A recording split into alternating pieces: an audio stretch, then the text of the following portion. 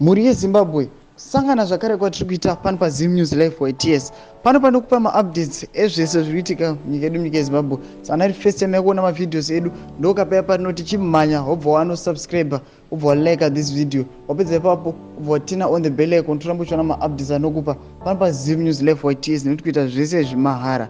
Haiwa muri yeZimbabwe song yakadropewa naWinky muzvara nezuro muHICC yekuti mwanoti ndakahwina mwanoti wakabvuta. Haiwa yaratidza kuti yabva introducer Winky politics ring nokuti yabva yatokonyekanidza vanhu veZANU-PF ikasimbisa vanhu veTCC nokuti tiri kuona kuti pane munhu akabva anobva posta akati achidedicata to that song akati if this is music then my grandmother is a virgin, this light way has thrown down the gauntlet. Asazoti mavara angu azara ivhu apinda mupolitical ring literally.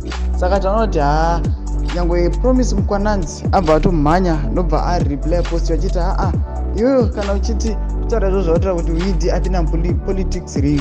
Saka nobva areply achiti asi ichokwadi kuti pane akaruza zveshuwa akabva abvuta. Thought it was just artistic innovation for entertainment purpose law. Saka ndiye akabva yapromise Mkwananzi akati aiwa kasi pane munhu akawina akaruza nobva abvuta asingadeserve kuwina ikoko. Ndozvaya zvichitaura promise Mkwananzi. Tinoona mumwe ndobva vachi anzi ngaimbe zvaanoda kunzwa ivo kuti anzi Winky ngaimbe zvinoda vanhu veZANU-PF. Saka tikuona futi promise Mkwananzi anosvika obva ati mubvunzo woti ichokwadi chipi chavarwadzisa mwoyo yavo kudai ivo vasina kuruza vakabvuta. Sorry kana ndaresva shona ndevele ndo my favorite language.